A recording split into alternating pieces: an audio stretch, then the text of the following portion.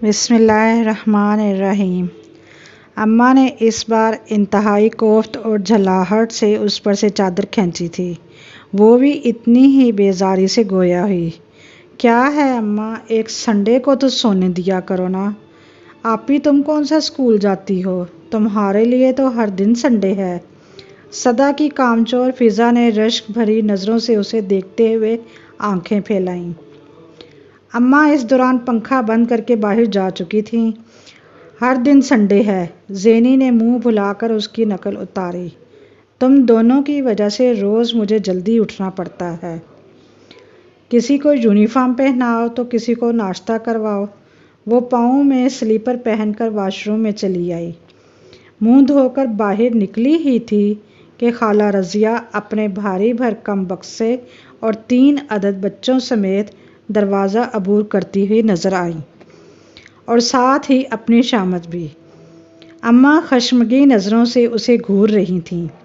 وہ صبح 5 بجے سے اسے آوازیں دے رہی تھیں اور اس نے اٹھتے اٹھتے 7 بجا دیے تھے۔ خالہ سے ملنے کے بعد جلدی جلدی سب کے لیے ناشتہ بنایا اور پھر صفائی میں لگ گئی۔ بندہ دن ہی دیکھ لیتا ہے، پتہ بھی تھا، مگر اس مہارانی کو نیند سے فرصت کہاں ہے۔ اماں کی صلواتوں کا سلسلہ وقفے وقفے سے جاری تھا۔ بہرحال 11 بجے سب تیار ہو کر ماموں کے گھر پہنچ چکے تھے، جو ان کے گھر سے 2 گلیاں چھوڑ کر تیسری گلی میں تھا۔ اب فرصت ملی ہے تمہیں، پہلے نہیں آ سکتی تھی؟ 100 کام ہوتے ہیں۔ سدرا نے اسے دیکھتے ہی منہ کے زاویے بگاڑے۔ اچھا بتاؤ کیا کام ہے؟ یہ کولڈ ڈرنک سرو کرو جو بھی آ رہا ہے۔ اور پھر محفل شروع ہونے تک وہ لاؤنج کے دروازے میں رہی اور اسے آج پتہ چلا کہ یہ بظاہر معمولی نظر آنے والا کام کس قدر دشوار ہے۔ فرمائشیں پوری کرتے کرتے اس کا دماغ گھوم گیا۔ پھر ممانی نے حلیم بنانے کی ڈیوٹی اس کے ذمے لگا دی۔ ظہر کی نماز ادا کرنے کے بعد جب وہ محفل میں آ کر بیٹھی تو سامنے ایک برقع پوش عورت درس دے رہی تھی۔ ان کو بھلا یہ نہیں پتا کہ ظہر کا وقت ہو رہا ہے، پہلے نماز ادا کرنی چاہیے۔ زینی کی سماعتیں کسی خاتون کی سرگوشی سے فیض یاب ہوئیں تو اس نے مڑ کر پیچھے دیکھا۔ 2 خواتین بیٹھی آپس میں مگن تھیں۔ یہ نیم ملا قسم کی خواتین ایسی ہی ہوتی ہیں۔ ابھی کسی نے بھی کہا تھا کہ پہلے نماز ادا کر لیں تو کہتی ہیں یہ بھی ذکر ہی ہے۔ اس نے سوچا خاتون صحیح کہہ رہی ہیں، ذکر تو اپنی جگہ، لیکن نماز تو فرض ہے، لہٰذا اس کی ادائیگی پہلے ضروری تھی۔ آنٹی آپ آئیں میرے ساتھ، میں آپ کو جائے نماز دیتی ہوں، آپ نماز ادا کر لیں۔ اس نے دونوں کو مخاطب کیا تو وہ جلدی سے بولی، ارے نہیں بیٹا، اب قضا ہی پڑھ لیں گے، وضو کرنے سے میک اپ اتر جائے گا۔ سدرا اس کے کان میں گھسی تو اس کا تعصب شدید ناگواری میں ڈھل گیا۔ دوسروں پر تنقید کرنا آسان تھا، مگر اپنے اعمال درست کرنا اتنا ہی کٹھن۔ کھانا کھانے کے بعد بڑے ہال میں سب کزنز، خالہ، ماموں وغیرہ کی محفل جمی تھی۔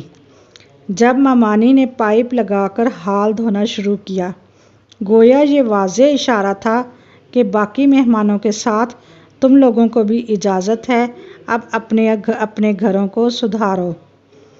وہ ہمیشہ ایسا ہی کرتی تھی، کبھی ان کے پاس بیٹھ کر گھڑی 2 گھڑی حال احوال دریافت نہ کیا۔ پیشانی پر ہمہ وقت سلوٹوں کا جال بچھا رہتا۔ اس پر سے ماموں الگ شکوہ کرتے کہ رقیہ کے گھر کو اڈا بنا رکھا ہے، یہاں کوئی نہیں آتا، مگر اپنی بیگم کی حرکتیں نظر نہیں آتی تھیں۔ کسی نے ایک بار بھی جھوٹے منہ نہیں کہا کہ چھٹیاں ہیں تو کچھ روز ہمارے ہاں بھی رہو۔ کل تک اس گھر میں کس قدر استحقاق سے رہتے تھے، مگر آج… رضیہ خالہ کی آواز میں نمی گھل گئی۔ رہنے کا خیال تو بی بی دل سے نکال دو، سال بھر میں 1 دن کے لیے آتے ہیں اور کوئی سیدھے منہ بات نہیں کرتا۔ میکے کا بھرم تو اماں کی بدولت تھا۔ جب بھائی ہی آنکھیں پھیر لیں تو بھاوجوں سے کیسا شکوہ۔ تم دونوں فکر کیوں کرتی ہو؟ میں ابھی زندہ ہوں، جب تک دل چاہے آرام سے رہو۔ اماں کی محبت نے بر وقت جوش مارا تھا۔ دونوں اماں سے عمر میں خاصی چھوٹی تھیں، اس لیے اماں کا رویہ ہمیشہ ان کے ساتھ مشفقانہ رہا تھا۔ ماں کی کمی تو پوری نہیں کر سکتی تھی، مگر کوشش ضرور کرتیں۔ سردیوں گرمیوں میں ان کے اور بچوں کے لیے کپڑے سلواتی، عید بقرعید اور شبرات وغیرہ پر تحفے تحائف خود لے کر جاتی، اور فون پر روز بات تو ہوتی ہی تھی۔ اسی لیے زینی کو بھی وہ خالہ کم اور اپنی بڑی بہنیں زیادہ لگتی تھیں۔ دونوں سے اس کی دوستی بھی خوب تھی۔ او بھی چھوڑو، کیا فائدہ فضول میں سوچنے اور دل جلانے کا۔ موسم دیکھو کس قدر خوشگوار ہے، چلو نہ کہیں آؤٹنگ پر چلتے ہیں، بچے بھی خوش ہو جائیں گے۔ جھومتے بادلوں کے ساتھ اس کا دل اس ہبس زدہ فضا سے فرار کو مچلا تھا، سو اس نے جھٹ سے پروگرام تشکیل دیتے ہوئے ان کو بھی اٹھا کر ہی دم لیا۔